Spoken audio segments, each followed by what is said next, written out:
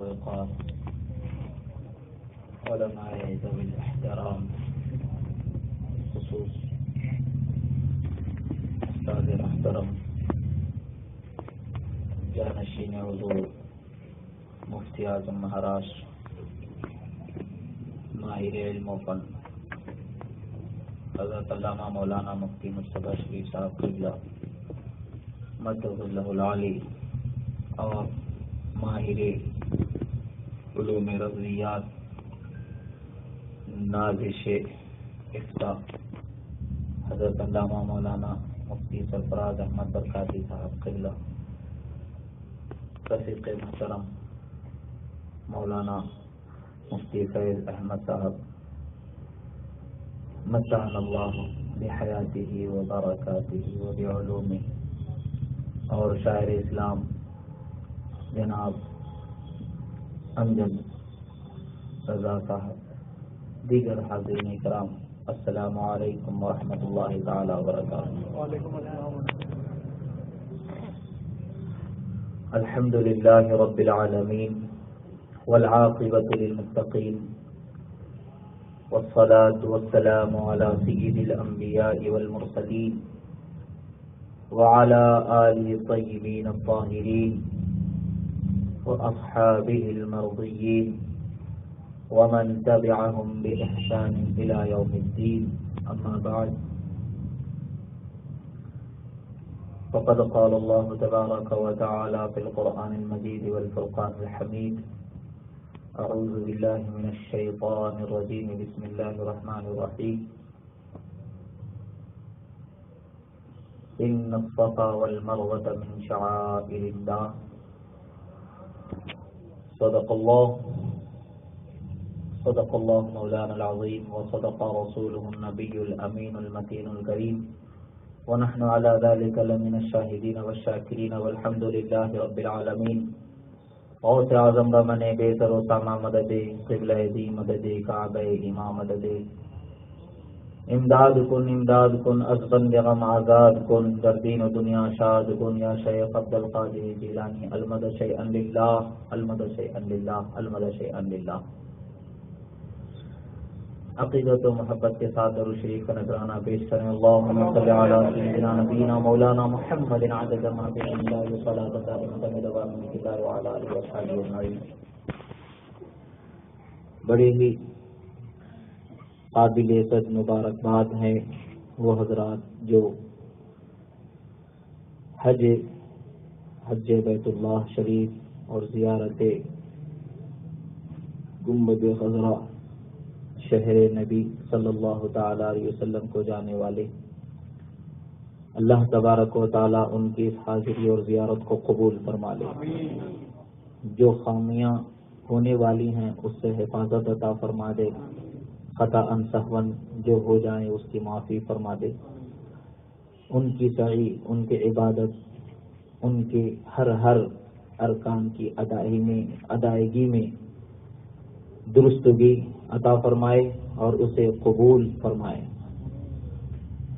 بہت ہی خوش بختی کی بات ہے کہ ہم یہاں پر ایک ایسے محفل میں جمع ہیں جس محفل میں آنے کے بعد ہر آنے والے کا دل ان دیار مبارکہ کی زیارت کو مچلنے لگتا ہے جہاں یہ جانے والے ہیں۔ اللہ تبارک و تعالی جو حاجی ہیں یا نہیں سب کو حاضری نصیب فرمائے۔ ہم تمام کو بار بار حرمین طیبین کی حاضری نصیب فرمائے۔ حرمین طیبین کو بد مذہبوں سے پاک صاف فرمائے۔ ہماری عبادتوں کو ہمیں صحیح معنوں میں مکمل طور پر ادا کرنے کی توفیق عطا فرمائے۔ عزیزان محترم، یہ مجلس ویسے بھی بڑی خوش آئین مجلس ہے کہ جہاں کعبہ شریف کا ذکر آتا ہے، جہاں مکہ مکرمہ کا ذکر آتا ہے، وہیں مدینہ منورہ کا تصور نگاہوں میں گھوم جاتا ہے۔ کوئی حاجی ایسا نہیں ہوگا جو کعبہ دیکھتے ہی عاشق اس کی نگاہوں میں مدینے میں نہ گھوما ہو۔ اس لیے کہ اعلیٰ حضرت علیہ رحمت و رضوان فرماتے ہیں کہ حاجی آؤ شہنشاہ کا روضہ دیکھو۔ کعبہ تو دیکھ چکے، کعبے کا کعبہ دیکھو۔ جب اس شعر کو سن کر کے جانے والے جب جاتے ہیں تو بے شک کعبہ تو ظاہر میں دیکھ رہے ہوتے ہیں، میرا عشق کہتا ہے کہ کعبے کی شبیہ میں مدینہ ہمیں ضرور نظر آتا ہے، اس لیے کہ اصل کعبہ تو ہمارے آقا کا روضہ، کعبے کا کعبہ تو ہمارے آقا کا روضہ۔ عظمت و عزت و بزرگی کے اعتبار سے ہم دیکھیں تو ہمیں اصل کی طرف توجہ اللہ پاک عطا فرما دیتا ہے اور اس کی زیارت سے مشرف فرما دیتا ہے۔ عزیزان محترم، بڑی خوش بختی کی بات ہے ہم میں کہ ہر فرد کو اس کی کوشش کرنی چاہیے۔ جس کے پاس اللہ نے دولت عطا فرمائی ہے وہ اپنے وقت کو غنیمت جانے اور حج بیت اللہ کی سعی اور کوشش میں اپنے وقت کو صرف کرے۔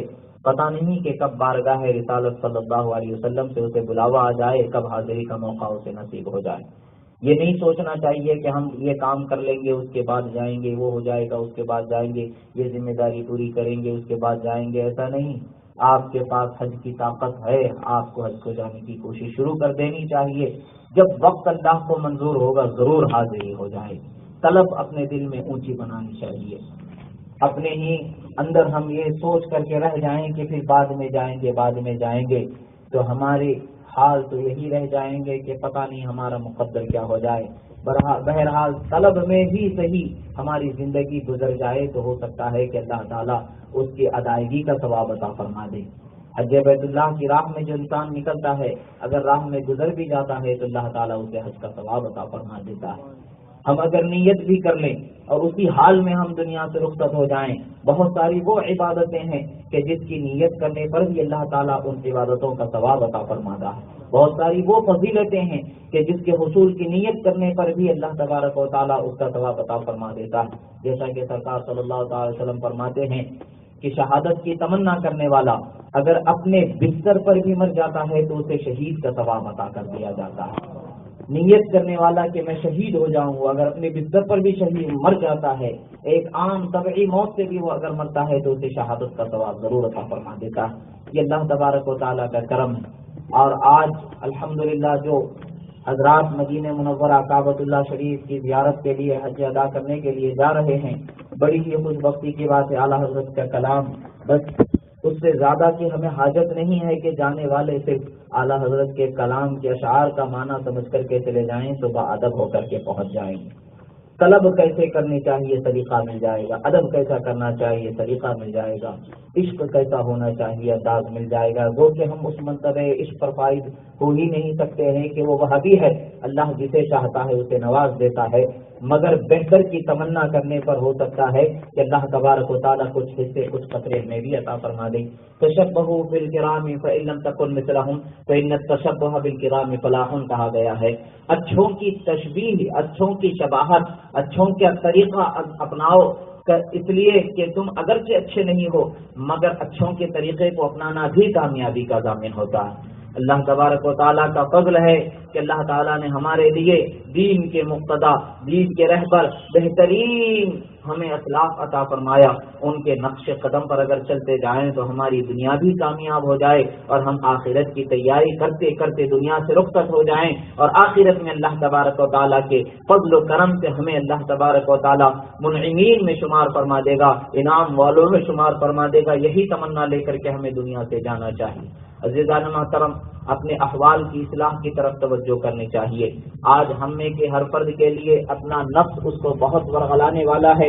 نفس کی سب سے پہلی چیز اس کی لگام کسنی چاہیے، کہیں ایسا نہ ہو کہ آپ کو ورغلا کے بہکا کر کے اللہ اور اس کے رسول کے راستے سے دور فرما دے۔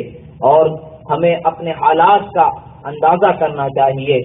بہت ساری وہ چیزیں ہوتی ہیں کہ ہم میں موجود ہیں، گناہوں کے اعتبار سے اپنی اصلاح کرنی چاہیے، افکار و نظریات کے اعتبار سے اپنی اصلاح کرنی چاہیے، اپنے دل کی ہمیشہ جانچ کرتے رہنے چاہیے کہ کہیں کون سی خواہش اور کون سا خیال اس میں پل رہا ہے جس پر اللہ اور اس کے رسول کی ناراضگی کا سامنا ہو جائے، خدا نخواستہ۔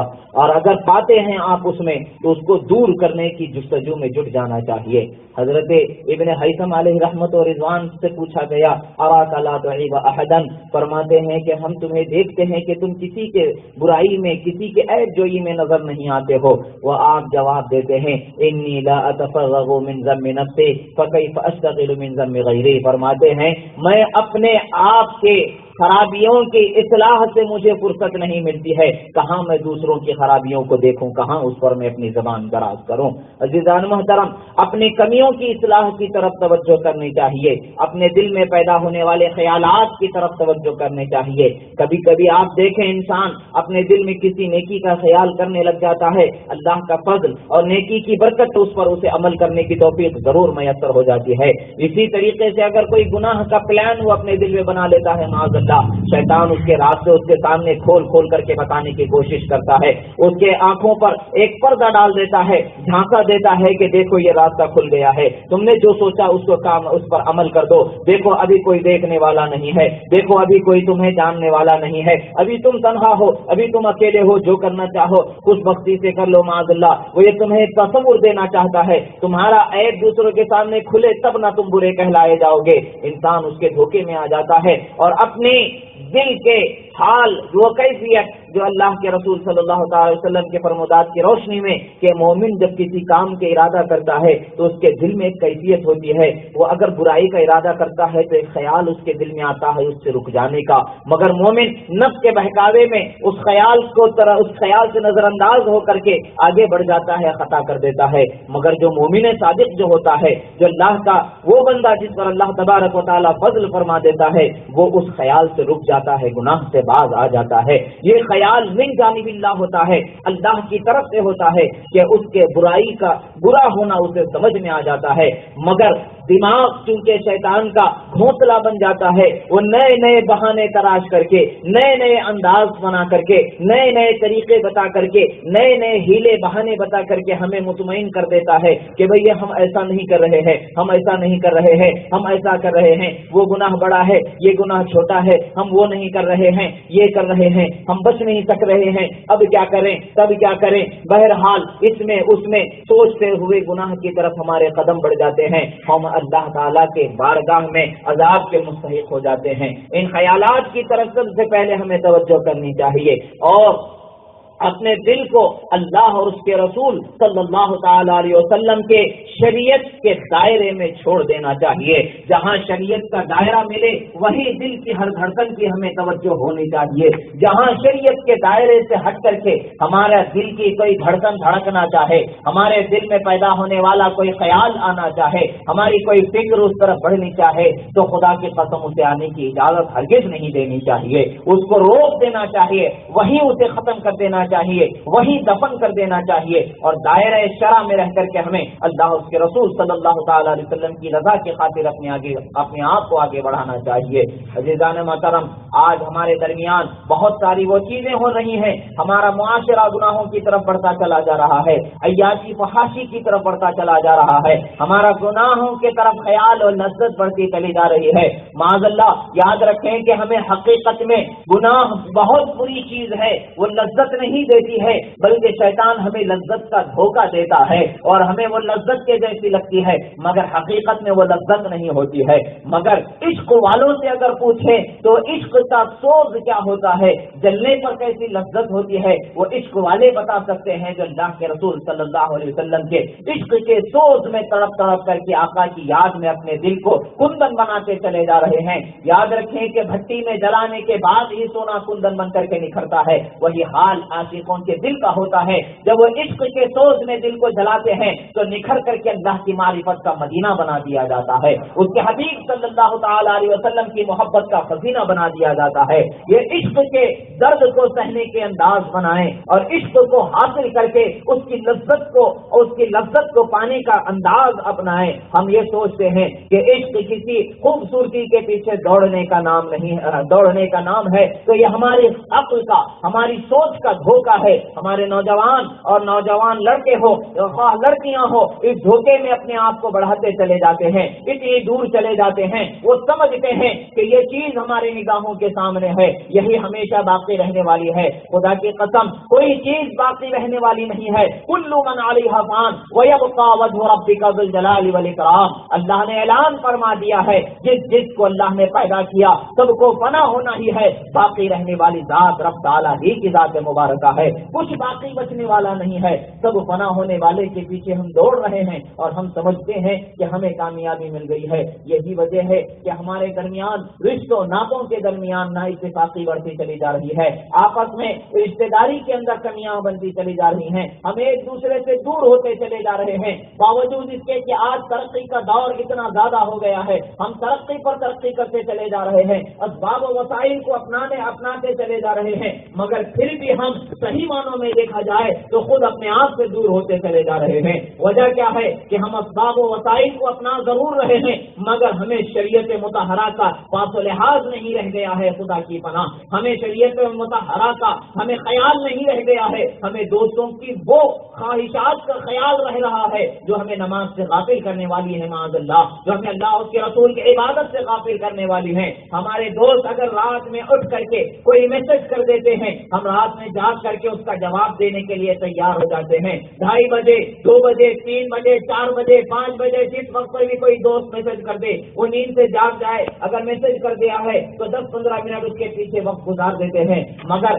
جب ہمارے دل میں جو اللہ کی طرف سے پیدا ہونے والا خیال آنکھ کھلنے پر 2 رکعت تہجد کی نماز ادا کرنے کا جب پیدا کر دیتا ہے, ہمارا جسم اتنا بوجھ والا ہو گیا ہے, گناہوں کے تلے اتنا دبا ہوا ہے, اتنا وزن ہو گیا ہے کہ ہم دوسری کروٹ پر بدل کر کے سو جاتے ہیں. حالانکہ یہ طریقہ کس کے لیے ہے؟ برے خواب دیکھنے پر شریعت مطہرہ میں ہے کہ کروٹ بدل کر کے سو جانا چاہیے, اچھے خیال پر نہیں ہے بلکہ جاگ کر کے اللہ کا شکر ادا کرنا چاہیے. کیا کبھی ہمارے دلوں میں یہ خیال آیا کہ ہم رات میں جاگ کر کے دوستوں کا جواب دے رہے ہیں مگر اللہ کی رحمت ہمیں پکار رہی ہے کوئی اللہ کی بارگاہ میں رحمت طلب کرنے والا ہے, کوئی اللہ کی بارگاہ میں اس کی مغفرت طلب کرنے والا ہے, کوئی اللہ کی بارگاہ میں رزق طلب کرنے والا ہے, کوئی اللہ کی بارگاہ میں جنت طلب کرنے والا, نواز دیا جائے اسے, تو وہ ہم اس پکار کو سمجھ نہیں پا رہے ہیں, سن نہیں پا رہے ہیں. انسان اور جن کے علاوہ تمام مخلوقات سن رہی ہیں, مگر افسوس کی بات ہے پرندے صبح طلوع ہونے سے پہلے, صبح ساجد سے پہلے چہچہاتے اپنی اپنی بولیوں میں رب تعالیٰ کی تسبیح بیان کرتے نظر آتے ہیں, مگر باوجود اس کے کہ اللہ نے ہمیں عقل عطا فرمائی, ہمیں سمجھ میں عطا فرمایا, ہمیں بے بس و بالکل بے بس و لاچار نہیں فرمایا. پرندے چرند وغیرہ تو وہ مجبور ہیں, انسان کے سامنے دیکھا جائے تو وہ مجبور ہیں, اپنا دفاع خود نہیں کر پاتے ہیں. اللہ نے ہمیں عقل عطا فرمایا, آنکھ عطا فرمائے, ساری نعمتیں عطا فرمائی, سمجھ عطا فرمایا. سب کچھ ہونے کے باوجود ہمیں معلوم ہے اللہ کا کیا احکام ہے, ہمیں معلوم ہے اللہ کی بارگاہ میں کس عبادت پر کتنا ثواب ہو رہا ہے, مگر افسوس کی بات ہے کہ معلوم ہونے کے باوجود ہم تجاہل عارفانہ سے کام لیتے نظر آ رہے ہیں. ہم رات کے اندھیرے میں جاگ کر کے وقت گزارنا پسند کرتے ہیں. رات میں جاگنے کے باوجود ہمارے دوست اگر ہمیں جگا دیں, کوئی بری چیز دیکھنے ہو, چاہے کوئی اچھی چیز ان کی نظر میں ہو, وہ کوئی بھی چیز ہمیں رات میں بھیج دے تو ہم اسے دیکھنے کے لیے اپنی نیند کو اٹھا دینا گوارا کرتے ہیں. مگر اذان مسجد میں دی جا رہی ہوتی ہے, کانوں سے ہماری آواز ٹکرا رہی ہوتی ہے, ہم نیند سے جاگتے ہیں مگر پھر کروٹ بدل کر کے سو جاتے ہیں. کیا یہ ہمارے ایمان کا تقاضا ہے؟ نہیں, ایمان کا تقاضا تو یہ ہے کہ اگر رات کے اندھیرے میں کوئی آپ کو رب تعالیٰ کی عبادت سے غافل کر رہا ہے تو اسے شیطان کے جیسا تصور کر کے چھوڑ دیں اور اللہ کی عبادت میں مصروف ہو جائیں. اللہ وہ رحمت عطا فرمائے گا جس کا کبھی آپ نے تصور ہی نہیں کیا ہوگا. یہ آخری وقت میں رات کے اٹھ کر کے عبادت کی طرف رہ جانا. میرے دادا حضرت قبلہ علیہ رحمت و رضوان ارشاد فرمایا کرتے تھے کہ جس طریقے سے سورہ قرآن مجید کا دل سورہ یاسین ہے, اسی طریقے سے نمازوں کا دل تہجد کی نماز ہے. کیا خوب وہ بندہ جو دونوں دل کو ایک جگہ جمع کر لے, تہجد میں یاسین پڑھ لے تو کیا کیا برکتیں اسے مل جائیں. اور آپ کا معمول تھا جب تک کہ آپ کے قدموں میں کھڑے ہونے کی طاقت رہی, آپ اسی طریقے سے تہجد ادا کرتے رہے, اور جب کھڑے ہونے کی طاقت ختم ہو گئی تب بھی ہم نے دیکھا کہ آپ کو عبادت سے ہم نے غافل نہیں پایا. عزیزان محترم, 100 سے زائد عمر, 115 سال کی عمر تک لگ بھگ انہوں نے پائی, عبادت کرتے رہے, مگر آج ہمارے پاس نوجوانی کا اتنا بھرپور زور و طاقت ہمارے جسموں میں ہے کہ ہم 100 کلو بغیر کسی تعمل کے کاندھے پر ڈال کر کے چل سکتے ہیں, مگر رات میں اٹھ کر کے اللہ کی عبادت کی طرف ہم آگے قدم نہیں بڑھا سکتے ہیں. ٹھنڈے پانی سے وضو نہیں کر سکتے ہیں, مگر جب دوست پانی سے کھیلنا چاہے تو ہم بلا جھجک اس پانی سے کھیلنے لگ جاتے ہیں. عزیزان محترم, اللہ نے پانی بنایا ہے تاکہ ہم اس پانی کو حاصل کر کے, اس پانی سے فائدہ پا کر کے اپنی پیاس بجھائیں، پاکی حاصل کریں، اللہ کی حمد و ثنا بیان کریں۔ مگر افسوس کی بات ہے ہم ساری چیزوں سے غافل ہیں۔ دنیا میں ہم زندگی کیسے گزار رہے ہیں؟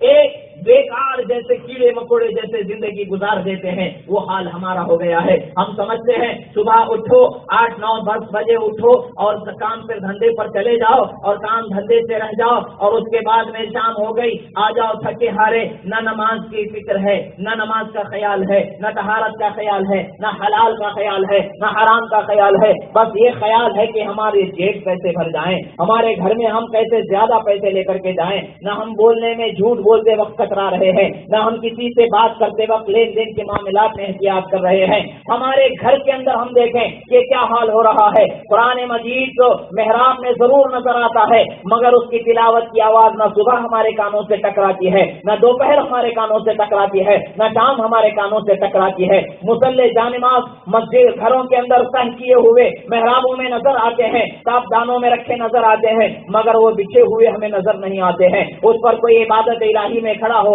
اور نماز ادا کر رہا ہو، ہمارے گھر کے حصے میں ہمارے گھر کے افراد میں سے کوئی اس پر عبادت پر ٹھہرا ہوا ہے، ہمیں نظر نہیں آتا ہے۔ کیا ہماری زندگی کا مقصد یہی ہے کہ اسی طریقے سے ہم گزار دیں؟ عزیزان محترم، نہیں، ہمارے زندگی کا مقصد یہ نہیں ہے کہ ہم ایک بیگانوں کی طرح زندگی گزاریں۔ ہمارے زندگی کا مقصد یہی ہے کہ ہم اللہ اور اس کے رسول کے ساتھ اپنے عشق کا والہانہ انداز اپنائیں، ہمارے عمل و کردار کے ہر پہلو سے اللہ کی اطاعت جھلکتی نظر آئے، اللہ کے حبیب صلی اللہ تعالی علیہ وسلم کے سنتوں کی ادائیگی کی زینت جھلکتی نظر آئے۔ افسوس کی بات ہے آج ہمارے نوجوان سنت سے غافل ہوتے چلے جا رہے ہیں، داڑھی چہرے پر نہیں سجانا چاہتے ہیں اور دور جا کر کے کہتے ہیں، مولانا کے پاس آتے ہیں، مفتی صاحب کے پاس سوال لے کر کے آتے رہتے ہیں، کہتے ہیں مجھے نوکری نہیں مل رہی ہے، داڑھی پر بات آ رہی ہے، داڑھی کی وجہ سے مجھے چھوڑ دیا جا رہا ہے، اس وجہ سے چھوڑ دیا جا رہا ہے، لباس کی وجہ سے مجھے نوکری نہیں مل رہی ہے۔ نوکری پر بھروسہ کر کے آپ جا رہے ہیں تو ضرور رسوا ہو کر کے آئیں گے، اللہ کی ذات پر بھروسہ کر کے نکلے کبھی رسوا نہیں ہو سکتے ہیں۔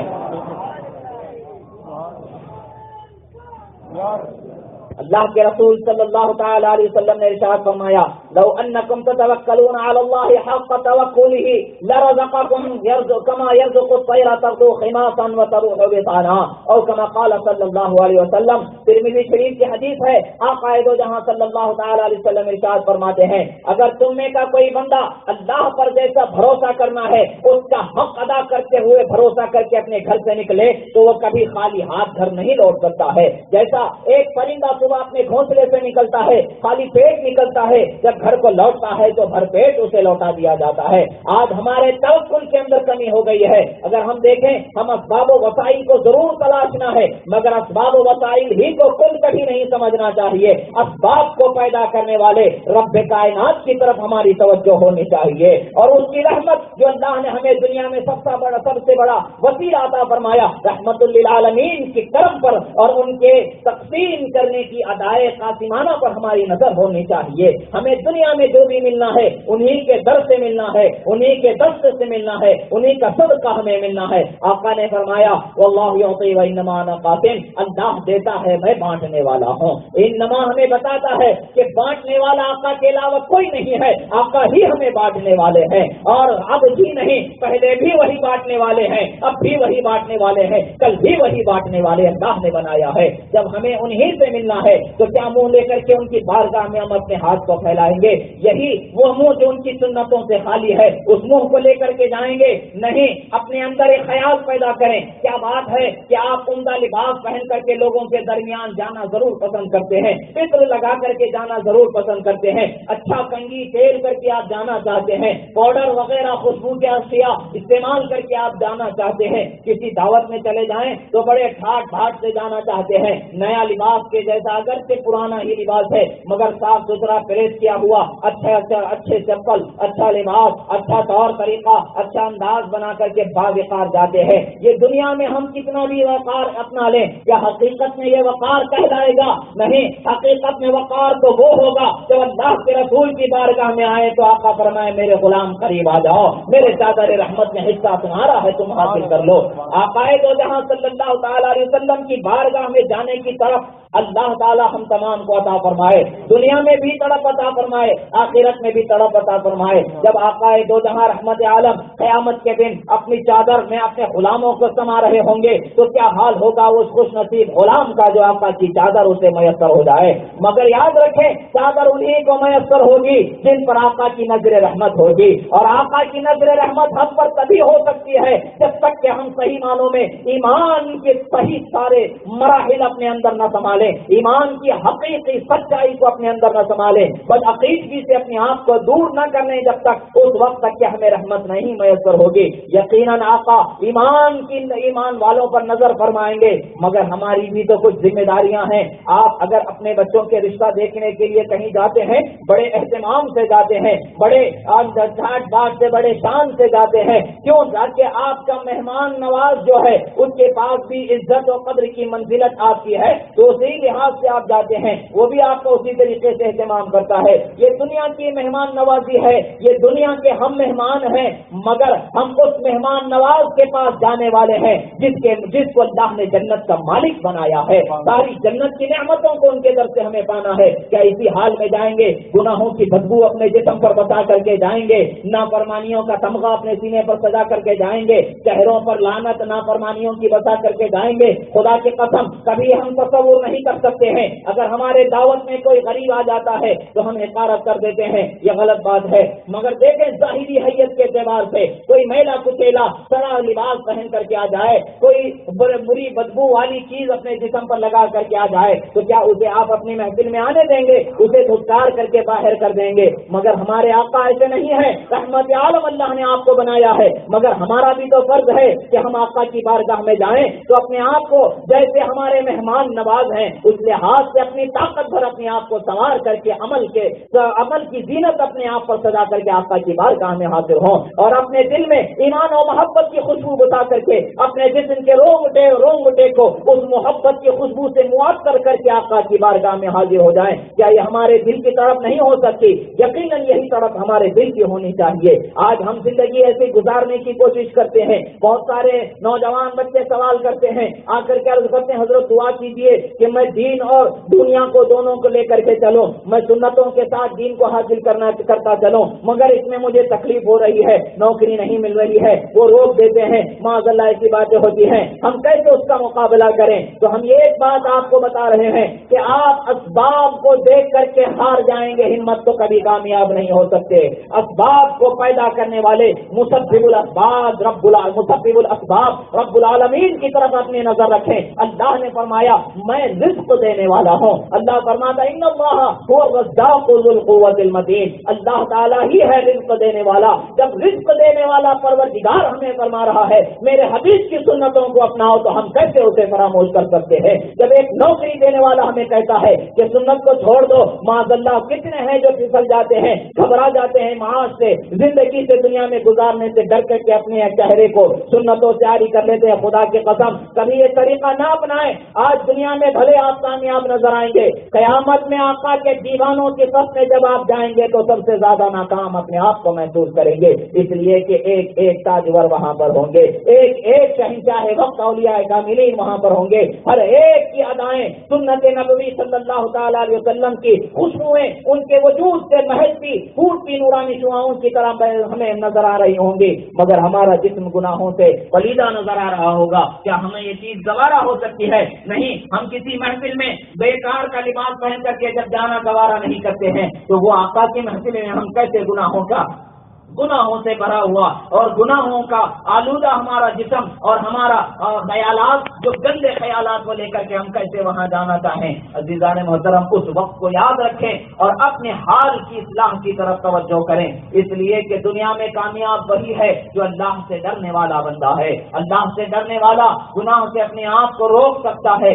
جو بے باک ہو جاتا ہے وہ نافرمان ہو جاتا ہے، اور نافرمان جو ہو جاتا ہے وہ حرمان نصیب ہو جاتا ہے۔ خدا ہمیں اس کے حبیب صلی اللہ تعالیٰ علیہ وسلم کے طفیل سے اس کا سچا خوف عطا فرمائے۔ عزیزان محترم، آج ہمارے درمیان نوجوان بچوں کے حالات بہت بگڑتے چلے جا رہے ہیں اور بچے گناہوں کے راستے کی طرف نادانستہ طور پر بڑھتے چلے جا رہے ہیں۔ ان کے ہاتھوں میں جو آلات آ گئے ہیں، کیا ہم نے اپنے بچوں کے ہاتھوں میں جو فون تھما رہے ہیں، کیا کبھی ہم نے فون کے بجائے قرآن کے کچھ پاروں کو ہم نے اپنے بچوں کے ہاتھوں میں تھمایا؟ ہر باپ کو یہ فکر کرنی چاہیے، میں نے اپنے بچے کو کیا دیا ہے، وہی چیز کا وہ اس کا نمونہ اپنا اس کا پھل میرے سامنے دے رہا ہے۔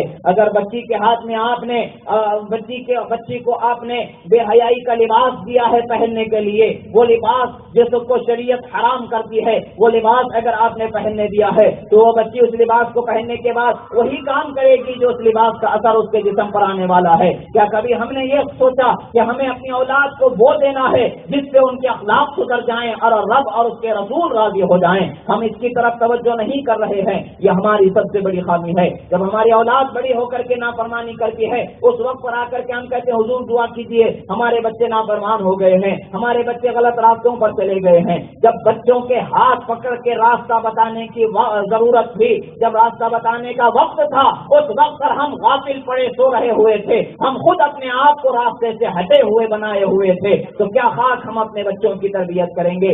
یاد رکھیں، ہمیں اپنے اولاد کی تربیت کا بھی اللہ کو جواب دینا ہے۔ اللہ کی بارگاہ میں حاضر ہونے کے بعد یہ اللہ نے ہمیں اولاد بڑی عظیم نعمت عطا فرمائی ہے، اس کی کیا تربیت آپ نے کی ہے، اس کا کیا حق آپ نے ادا کیا ہے؟ ہر لمحے کا آپ کو ہم کو سب کو سوال ہوگا تو اس کا جواب دینا ہوگا، اس کی تیاری کی ضرورت ہے۔ آج اگر ہمارا بچہ انگارے کو اگر لے کر کے کھیلنا چاہے تو کیا ہم اسے انگارے سے کھیلنے دیں گے؟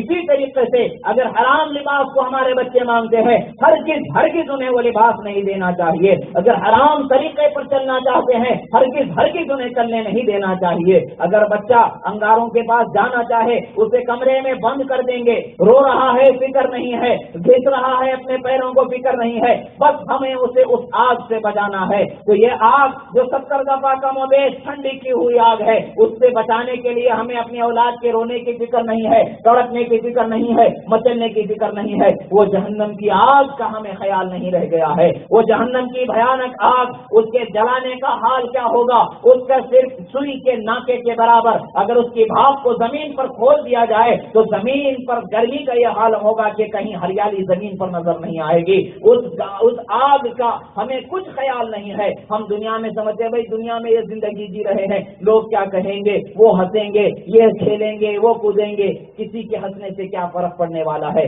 کسی کے مذاق اڑانے سے کیا فرق پڑنے والا ہے؟ آپ کو بتاؤں، اللہ کے محبوب بندوں کے درجے کب بلند ہوتے ہیں؟ جب کوئی ان کا مذاق اڑاتا ہے، اللہ تعالیٰ ان کا درجہ بلند کر دیتا ہے۔ جب کوئی ان پر تانے کستا ہے، اللہ تعالیٰ ان کا درجہ بلند کر دیتا ہے۔ یہ عزیزان محترم، حضرت بایزید بستامی علیہ رحمت و رضوان، یہ غالباً حضرت امام اعظم ابو حنیفہ رضی اللہ تعالیٰ عنہ کا ہے، کسی ہمارے اکابرین میں سے ایک بزرگ کا واقعہ ہے، غالباً حضرت امام اعظم ابو حنیفہ رضی اللہ تعالیٰ عنہ کا واقعہ ہے کہ آپ کو کسی نے آپ کے بعد وصال خوف میں دیکھا، آپ سے پوچھا کہ حضور آپ کے ساتھ رب تعالیٰ نے کیا معاملہ فرمایا؟ آپ فرماتے ہیں، سوال ہوتا ہے کیا آپ کی نیکی، آپ کے علم و فضل کی برکت سے معاف فرما دیا؟ آپ فرماتے نہیں، مجھ پر لوگ تانے کرتے تھے، برا بھلا کہتے تھے، میں صبر کر لیتا تھا، اللہ اس صبر کے بدلے میں مجھے معاف فرما دیا ہے۔ آج اگر کوئی ہمارا دین کے لیے مذاق اڑا رہا ہے، وہ اپنی عاقبت برباد کر رہا ہے، اپنے اعمال برباد کر رہا ہے، ہمارا کوئی نقصان نہیں ہو رہا ہے، رب تعالیٰ ہماری مغفرت کے سامان مہیا فرما رہا ہے۔ ہمیں ان چیزوں کی طرف توجہ ہونی چاہیے، اپنے اخلاق کے سدھار کی طرف توجہ ہونی چاہیے۔ اور ماشاء اللہ، سبحان اللہ، حج کو جانے والے تو بڑے خوش قسمت ہیں، وہ نبی اکرم صلی اللہ علیہ وسلم کی بارگاہ میں جا رہے ہیں، جنہیں اللہ تبارک و تعالیٰ ہمارے دلوں کو پاک کرنے والا بنا کر کے بھیجا ہے۔ ہم وہاں جا رہے ہیں، جو جانے والے ہیں خوش نصیبی ان کی، آقا کو یہاں پر بھی تزکیہ فرما رہے ہیں، ہمارے دلوں کی صفائی فرما رہے ہیں، مگر وہ قرب کا کیا حال ہوگا جب آقا کے قرب سے ہمارے جسم مہکنے لگ جائیں گے؟ آقا کے در و دیوار سے لگی ہوئی ہوائیں جب ہمارے جسم کو چھو لیں گی تو ہمارا تصور ہے کہ جسم سے جو ہمارے چھوٹے چھوٹے بات ہے، جسے چاہا اپنا بنا لیا، جسے چاہا در پہ بلا لیا کا مرحلہ ہے۔ آقا نے بلا لیا ہے، جانے والوں کو یاد رکھیں۔ ایک نصیحت ہماری ہے، آپ ہمیشہ یاد رکھیں، اگر اردو پڑھنا آ رہا ہے بہت اچھا ہے، ہدایت بخش ضرور ساتھ رکھیں۔ اعلیٰ حضرت علیہ رحمت و رضوان کے وہ کلام جو مدینہ منورہ پر ابھی آپ نے ہمارے مولانا صاحب سے سنا، اور دوسرے جو کلام ہے ان کلام کے ایک ایک شعر پر غور کرتے جائیں، عشق کا مزہ لوٹتے چلے جائیں، اور ہمارے اور سارے جہاں کے محبوب حبیب رب العالمین صلی اللہ تعالی علیہ وسلم کی محبت کا صحیح ذائقہ حاصل کرتے چلے جائیں۔ آپ کو پتہ چلے گا کہ عشق کا کیا حال ہوتا ہے جب آقا کی بارگاہ میں کھڑے ہو کر کے کسی عاشق کا کلام پڑھا جاتا ہے، ہمارا دل بھی عشق کے وہ انوکھے لذت سے سرشار ہو جاتا ہے۔ دل بھی ہمیں یہ بتانے لگتا ہے کہ اے عقل کے اندر دیکھ اسے عشق کہتے ہیں جس پر نجات کا دار و مدار ہے، آقا کی محبت اسے کہتے ہیں جس پر نجات کا دار و مدار ہے۔ ہمیں اپنے اسلاف کے اقوال کو، ان کی تعلیمات کو، ان کی کہی ہوئی جمل اور نعتیں اور ان کی کہی ہوئی منقبتیں اپنے سینوں میں بتانا چاہیے۔ یہ حج اور اس کے ارکان کی ادائیگی یہ ہمیں ہمیشہ نسبتوں سے جڑے رہنے کا طریقہ بتاتی ہیں، ہمیں اللہ کے محبوب بندوں سے اپنے تعلق کو مضبوط کرنے کا طریقہ بتاتی ہیں۔ انہی میں سے بہت ساری چیزیں ہیں، صفا مروہ بھی یہی ہے، کعبۃ اللہ بھی یہی ہے، اور مقام ابراہیم بھی ہے، اور پھر ہمارے آقا صلی اللہ تعالی علیہ وسلم کا روضہ مبارکہ۔ ہم جیسے جیسے ان عظیم نشانیوں کے قریب ہوتے چلے جاتے ہیں، ہمیں اللہ والوں سے قریب ہونا حقیقت میں میسر ہو جاتا ہے۔ ہمیں اللہ کے محبوب بندوں سے کس طریقے سے قریب رہنا چاہیے، کس طریقے سے جڑ جانا چاہیے، اس کا ہمیں طریقہ مل جاتا ہے۔ یاد رکھیں اپنے آپ کو جس طریقے سے یہاں غفلت سے وقت گزارا کرتے تھے وہاں وقت غفلت میں نہ گزاریں، عبادت میں وقت گزاریں، اور ہرگز بد مذہبوں کے پیچھے کوئی عبادت اپنی نہ کریں۔ اگر موقع ہے کوئی سنی امام وہاں پر بہت سارے ہیں جو جانے والے ہمارے علماء اکرام مولانا فیض سرفراز صاحب وغیرہ، ان سے آپ معلوم کریں جو وہاں پر ہوں گے۔ ہمارے احباب ہے، بہت بڑا سرکل ہے ان کا ماشاءاللہ، اپنے اپنے وقت پر جو وہاں پر موجود ہے سنی علماء، آپ کو پتہ چل جائے گا، ان کی صحبت میں رہیں، اپنی ارکان کی ادائیگی کے لیے بھی علم شخصیت کی صحبت کو اختیار کریں تاکہ وہ آپ کو بار بار نشاندہی کرتے رہے، تنبیہ کرتے رہے، تاکہ آپ کے ارکان صحیح معنوں میں ادا ہوتے رہیں۔ اور آقا کی بارگاہ میں جب حاضر ہوں ہم تمام کا سلام ضرور پیش کریں، اور ہم تمام کی اصلاح کے لیے اور خود کی اصلاح کے لیے ضرور دعا کریں۔ اللہ تعالیٰ کی بارگاہ میں دعا ہے یہ چند جملے جو کہے گئے، کہنے میں، سننے میں، بولنے میں، سمجھنے میں جو خطا ہوئی اللہ تعالیٰ اسے معاف فرمائے، اور ہم تمام کو سب سے پہلے متقی کچھ پر عمل کی توفیق عطا فرمائے۔ اقول قولی ھذا استغفر اللہ لی ولکم ولسائر المؤمنین، اشہد ان لا الہ الا اللہ وحدہ لا شریک لہ واشهد ان محمدا عبده ورسوله وما علينا الا البلاغ۔ السلام علیکم ورحمۃ اللہ۔